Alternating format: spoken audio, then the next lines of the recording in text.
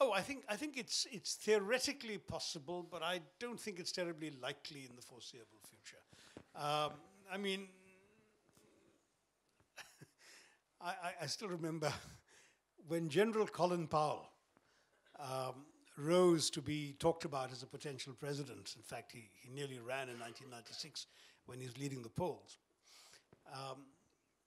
He said privately, within my hearing, that if his father, who left Jamaica in 1936, had taken the ship to Southampton rather than to New York, he might be lucky to be Sergeant Colin Powell.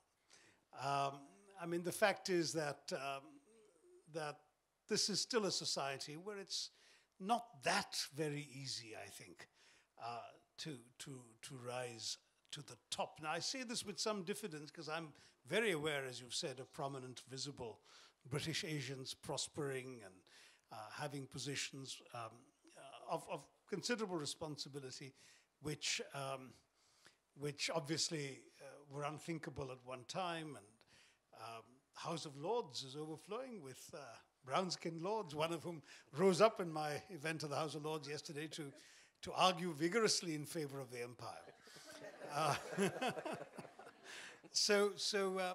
Though I must say a Labour MP from the House of Commons then stood up to speak quite supportively of what I had to say as well. So, I mean, there is a lot of this, but I think there is a glass ceiling. I think they can go thus far, but no further. I may be wrong. I would love to be proven wrong.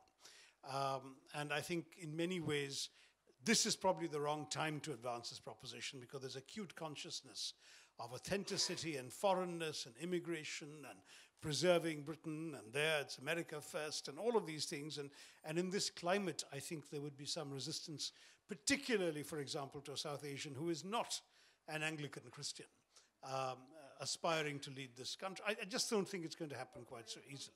Sorry? I know the mayor of London, there are exceptions, and I acknowledge very much that these exceptions suggest that things are possible that were not deemed possible at one time, and therefore what you're suggesting may become possible in due course. But as you know, there hasn't even been an aspirant for the leadership of one of the major parties from those communities. The day that happens, and a credible contender emerges, we could revise our thing. I mean, Obama came out of nowhere.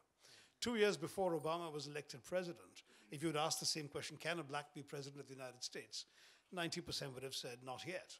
And look, within 2 years it was over. So I'd love to be proven wrong, don't get me wrong. But I just don't see the elements in the present climate that would make that convenient or possible.